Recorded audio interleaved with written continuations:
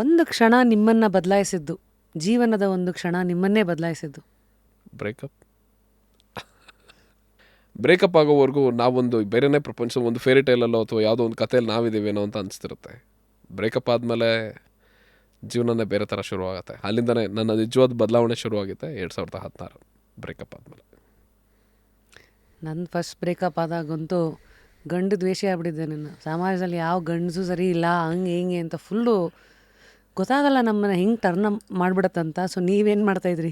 So ಈ ಥರ ಹೇಳೋ ಹೆಣ್ಮಕ್ಳಿಂದ ಫಸ್ಟ್ ದೂರ ಇರ್ತೀವಿ ನಾವು. ಯಾಕೆಂದರೆ ಈಗ ಏನಾಗುತ್ತೆ, ನಮ್ಮ ಥರ ಗಂಡ್ಮಕ್ಳು ಇರ್ತೀವಿ ಅಂದರೆ ಗೊತ್ತಿಲ್ಲ ರೀ. ಅವಾಗ ಏನಾಗುತ್ತೆ ಗೊತ್ತಾ, ಈ 16, 17, 20 ವರ್ಷದ ಒಳಗಿರೋ ಆಗಿರೋ ಗಾಯಗಳನ್ನ ತಡೆಯೋ ಮೆಚುರಿಟಿ ಇರಲ್ಲ. ಅವಾಗ ಏನು ಮಾಡ್ಬಿಡ್ತೀವಿ, ಎಳೆ ವಯಸ್ಸು ಯಾವುದು ಒಂದನ್ನು ತೊಗೊತೀವಿ, ಎಲ್ಲನೂ ಸರಿ ಇರಲ್ಲ ಅಂತ. ಇಲ್ಲ, ನಾನು ಹಾಗೇನೆ ಯೋಚನೆ ಮಾಡ್ತಿದ್ದೆ. ಅದಾದ್ಮೇಲೆ ಒಂದು 4-5 ಜನ ಪ್ರಪೋಸ್ ಮಾಡಿದ್ರು ನಾನು ಎಲ್ಲರೂ ಅನ್ಕೋತಿದ್ದೆ, ಎಲ್ಲರೂ ನನ್ನ ಧ್ವನಿಗೆ ಇಷ್ಟಪಡೋದು, ವ್ಯಕ್ತಿತ್ವಕ್ಕಲ್ಲ.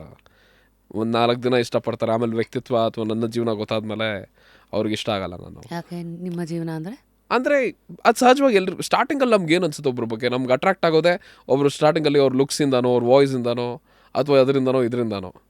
ಆವಾಗ ನಾನು ಬ್ರೇಕಪ್ ಆದಮೇಲೆ ಇನ್ನೊಂದು ಸಲ ಗಾಯ ತೊಗೊಳಕ್ಕೆ ನಮಗಿಷ್ಟ ಇರಲ್ಲ, ಮತ್ತು ಸ್ಟ್ರಾಂಗ್ ಆಗ್ಬಿಡ್ತೀವಿ ಜೀವನದಲ್ಲಿ. ಸ್ಟ್ರಾಂಗ್ ಆಗಬೇಕು ಅಂತ ಪ್ರಯತ್ನ ಪಡ್ತೀವಿ, ಅಥವಾ ಒಂಥರ ಕಲ್ಲು ಹೃದಯ ಆಗೋದಕ್ಕೆ. ಆ ಫೇಸ್ನ ನನ್ನ ಜೀವನದಲ್ಲಿ ನೋಡಿದ್ದು ಅಂದರೆ ಹರ್ಷಿತಾನೆ. ಸೊ ಅವ್ರು ಬಂದು ನಾನು ಇಷ್ಟಪಟ್ಟಾಗ ನಾನು ಹಾಗೇ ಇದ್ದಿತ್ತು. ಆಮೇಲೆ 1 ವರ್ಷ ತುಂಬಾ ವೆಯ್ಟ್ ಮಾಡಿದ್ರು ನನಗೋಸ್ಕರ ಅವರು. ಅದಾದಮೇಲೆ ನಾನು ಅಂದ್ಕೊಂಡೆ ಎಲ್ಲ ಹುಡುಗಿರು ಒಂದೇ ಥರ ಅಲ್ಲ. ಅದಾದಮೇಲೆ ನನಗೆ ಗೊತ್ತಾಗಿದ್ದು ಎಲ್ಲರೂ ಒಂದೇ ಥರ ಅಲ್ಲ, ಎಲ್ಲನೂ ಒಂದೇ ಅಂತ ನೋಡೋದು ತಪ್ಪು ಅಂತ. ಅಷ್ಟು. ಹೇಗೆ ಲವ್ ಆಗಿದ್ದು? ಸಬ್ ಕ್ವೆಶ್ಚನ್. ಅಂದರೆ ನಮ್ಮ ಅಕ್ಕ ಅವರ ಫ್ರೆಂಡು ಹರ್ಷಿತಾ ಬಂದ್ಬಿಟ್ಟು, ಸೊ ಹೀಗೆ ನಮ್ಮ ಮನೆಗೆಲ್ಲ ಬರ್ತಾಯಿದ್ರು, ನನ್ನ ಮಾತಾಡಿಸ್ತಿದ್ರು. ಸೊ ಅವ್ರಿಗೆ ನನ್ನ ಹುಚ್ಚತನ, ನಾನು ಇದ್ದಿದ್ದ ರೀತಿ, ನನ್ನ ಕನ್ನಡದ ಬಗ್ಗೆ ಎಲ್ಲ ಅಷ್ಟೆಲ್ಲ ಮಾತಾಡ್ತಿದ್ದೆ. 2016 ಕತೆ ಇದು. ಸೊ ಆವಾಗೆಲ್ಲ ನಾನು ಕನ್ನಡದ ಬಗ್ಗೆ ಎಲ್ಲ ಇರಲಿಲ್ಲ. ಸೊ ನಾನು ಬಾಡಿ ಬಿಲ್ಡಿಂಗು ಜೊತೆಗೆ ಬೈಕಿಂಗು ಇದ್ರ ಮೇಲೆಲ್ಲ ಪ್ಯಾಷನ್ ಇದ್ದಿತ್ತು. ಸೊ ನನಗೆ ಅವಾಗ ಇನ್ನೂ ಜಾಸ್ತಿ ಗಡ್ಡ ಇತ್ತು. ಸೊ ನಾನು ಯಾವಾಗಲೂ ಆ್ಯಸ್ ಅ ಮ್ಯಾನ್ ತುಂಬ ಟ್ಯಾಟೂಸ್ ಹಾಕೋಬೇಕು, ತುಂಬ ಗಡ್ಡ ಇರಬೇಕು, ತುಂಬ ಬೈಕಿಂಗ್ ಅದರಲ್ಲಿತ್ತು. ಅವಳಿಗೊಂದ್ಸಲ ಹೇಳಿದ್ದೆ ಈ ಥರ, ನನ್ನ ಫ್ರೆಂಡಾಗಿ ಅವಳು ನಾರ್ಮಲ್ ಆಗಿದ್ದಾಗ, ನನಗೆ ಈ ಥರ ಲಡಾಖ್ಗೆಲ್ಲ ಹೋಗಬೇಕು ಸೋಲೋ ಬೈಕಿಂಗ್ ಅಂತ. ನೀನೇನಾದರೂ ಹುಚ್ಚಿಡ್ದಿದ್ಯಾ, ಏನಕ್ಕೆ ಒಬ್ಬೊಬ್ಬಳೇ ಹೋಗ್ತೀಯಾ ನೀನು ಗಾಡಿಯಲ್ಲಿ, ಅಷ್ಟು ದೂರ ಎಲ್ಲ ಯಾರಾದರೂ ಹೋಗ್ತಾರೆ. ಆವತ್ತೇ ಡಿಸೈಡ್ ಮಾಡ್ಕೊಂಡೆ ನಿನ್ನ ಥರ ಇರೋ ಹುಡುಗಿ ನಾನು ಬೇಡವೇ ಬೇಡ ಅಂತ. ಸೊ ಅದಾದಮೇಲೆ ಅವ್ಳಿಗೆ ಹಂಗೆ ಹೇಳಿದೆ. ಅದಾದಮೇಲೆ ಹೋಗ್ತಾ ಹೋಗ್ತಾ ಅವ್ರಿಗೆ ನಾನು ತುಂಬ ಮೋಟಿವೇಟ್ ಮಾಡ್ತಿದ್ದೆ ಒಂದಿಷ್ಟು ವಿಷಯದಲ್ಲಿ. ಸೊ ನಾನು ಸಹಜವಾಗಿ ನನ್ನ ಸರ್ಕಲಲ್ಲಿ ಹೇಗೆ ಅಂದರೆ ಮೋಟಿವೇಟ್ ಮಾಡ್ತೀನಿ ಎಲ್ರಿಗೂ. ಅಂದರೆ ಯಾರಿಗಾದ್ರೂ ಲವ್ ಬ್ರೇಕಪ್ ಆಗಿದ್ರೆ ಅವ್ರೇನೋ ಗೊತ್ತಿಲ್ಲ, ಅವ್ರು ನನ್ನ ಹತ್ರ ಹೇಳ್ಕೊತಾರೆ. ಅವಾಗ ನಾನು ಅವ್ರ ಹತ್ರ ಎಲ್ಲನೂ ಅವ್ರಿಗೆ ಸಹಾಯ ಮಾಡೋ ಒಂದು ಪ್ರಯತ್ನ, ಅಥವಾ ನಾನು ಹೇಳಿದ ತಕ್ಷಣ ಅವ್ರು ನನ್ನ ಮಾತು ಕೇಳ್ತಾರೆ. ಸೊ ಹೀಗೆ ನನ್ನ ಹರ್ಷಿತಾನು ಅವರ ಒಂದು ಬ್ಯಾಡ್ ಫೇಸ್ ಇದ್ದಾಗ ನಾನು ಅವ್ರಿಗೆ ಹೇಳಿದ ಮಾತುಗಳು ಅವ್ರಿಗಿಷ್ಟ ಆಗಿ, ಆಮೇಲೆ ಅವ್ರು ನನ್ನ ಇಷ್ಟಪಡೋಕ್ಕೆ ಶುರು ಮಾಡಿದಾಗ ನಾನು ಅಯ್ಯೋ ಬೇಡವೇ ಬೇಡ, ಇದು ಇಷ್ಟನೇ ಬೇಡ ನಮಗೆ ಅಂತ ದೂರ ಇದ್ವಿ. ಅದಾದಮೇಲೆ ಅವರು ತೋರಿಸಿದಂತಹ ಪ್ರೀತಿ, ಮತ್ತು ಎಲ್ಲ ಹೆಣ್ಮಕ್ಳು ಗಂಡಸ ಮೇಲೇ ಡಿಪೆಂಡ್ ಆಗಲ್ಲ, ಎಲ್ಲ ಅವರವರು ಇಂಡಿಪೆಂಡೆಂಟ್ ಆಗಿರ್ತಾರೆ, ಅವರು ನಮಗೆ ಖರ್ಚು ಮಾಡ್ತಾರೆ ಅನ್ನೋದು ನಮಗೆ ಅರ್ಥ ಆದಾಗ, ಇಲ್ಲ ಹರ್ಷಿತಾ ಕರೆಕ್ಟಾಗಿರೋ ವ್ಯಕ್ತಿ ನನ್ನ ಜೀವನದಲ್ಲಿ ಅಂದಾಗ 2018 ಎಸ್ ಅಂದೆ ಅಷ್ಟೆ. ಇದು ಚಿಕ್ಕದಾಗಿ ಚೊಕ್ಕದಾದ ಒಂದು ಕತೆ, ದೊಡ್ಡದಿದೆ. ಆದರೆ ಮದುವೆ ಇದು ತಾಳಿ ಬಗ್ಗೆ ಒಂದು ಜೋಕ್ ಇದೆ, ಕೇಳಿದಿರಾ? ಏನು?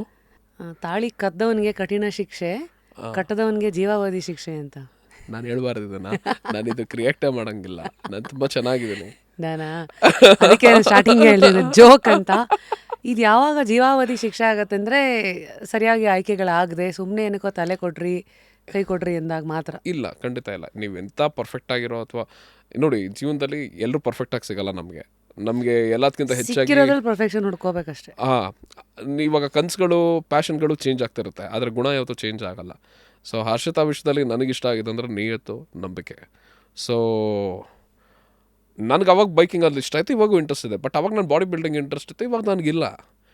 ಪ್ಯಾಷನ್ನು, ಆಸೆಗಳು ಚೇಂಜ್ ಆಗುತ್ತೆ, ಬಟ್ ಗುಣ ಬ್ಲಡ್ಡಲ್ಲಿ ಬರೋದು ಅದು ಚೇಂಜ್ ಆಗಲ್ಲ. ಸೊ ಅವರಲ್ಲಿರೋ ಆ ಗುಣ ನನಗಿಷ್ಟ ಆಯಿತು, ಅವರಲ್ಲಿರೋ ನಿಯತ್ತು ನನಗಿಷ್ಟ ಆಯಿತು. ಆದರೆ ನಾವೆಷ್ಟೇ ಚೆನ್ನಾಗಿರೋ ವ್ಯಕ್ತಿಗಳಾಗಿದ್ರು ಕಪಲಾಗಿ, ಮದುವೆ ಆದಮೇಲೆ ಪ್ರತಿದಿನ ಅವ್ರ ಜೊತೆ ಅವ್ರು ಬೆಳಗ್ಗೆ ಅವ್ರ ಜೊತೆನೇ ಇರಬೇಕು, ರಾತ್ರಿ ಅವ್ರ ಮುಖನೇ ನೋಡಬೇಕು ಅಂದಾಗ ಅವ್ರು ನಮ್ಗೆ ಅಡ್ಜಸ್ಟ್ ಆಗಬೇಕಂದ್ರೆ ಸ್ವಲ್ಪ ಅದಾಗತ್ತೆ, ತೊಗೊಳತ್ತೆ ಟೈಮು.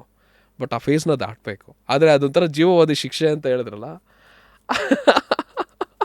ಆ ಥರ ಇಬ್ರಿಗೂ ಆಗಿದೆ, ಒಬ್ರಿಗೆ ಅಂತ ಅಲ್ಲ.